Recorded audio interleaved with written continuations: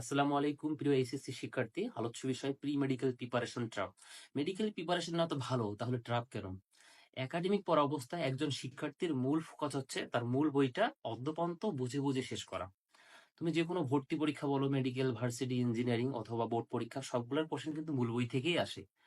এখন তুমি যদি মূল বইটা একবার সুন্দরভাবে শেষ করতে পারো, অটোমেটিক্যালি তোমার সব প্রিপারেশন হয়ে যাচ্ছে। পাশাপাশি যদি নিজেকে একটু এগিয়ে রাখতে চাও, তাহলে তুমি ধরো মেডিকেলে এগিয়ে রাখতে চাও, তাহলে তুমি মেডিকেল একটা কোশ্চেন ব্যাংক সংগ্রহ করবা। সেখান থেকে 10 থেকে 15 বছরের কোশ্চেন যদি সলভ করো, মেডিকেলে কোশ্চেন প্যাটার্ন কিরকম, কোন কোন টপিকগুলো থেকে কোশ্চেন আসে, অটোমেটিক তোমার ধারণা হয়ে যাবে।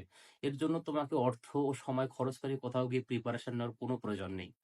এখন আসি ট্র্যাপের বিষয়টা। আমরা কিন্তু ইঞ্জিনিয়ারিং শুনতে পারি প্রি মেডিকেল প্রিপারেশন, কিন্তু প্রি ভার্সিটি বা প্রি ইঞ্জিনিয়ারিং প্রিপারেশন শুনতে পারি না? শুনতে পারি না।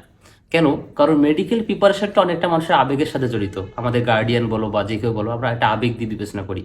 আর এই আবেগকে পুঁজি করে শিক্ষার্থীকে ভুজুং ভাজাং বুঝিয়ে একদল শিক্ষক নামের ব্যবসায়ীরা তাদের এই শিক্ষার আড়ালে ব্যবসায়টা সম্পাদন করেন। তো তাই এখনই আমাদের সচেতন হওয়ার সময়।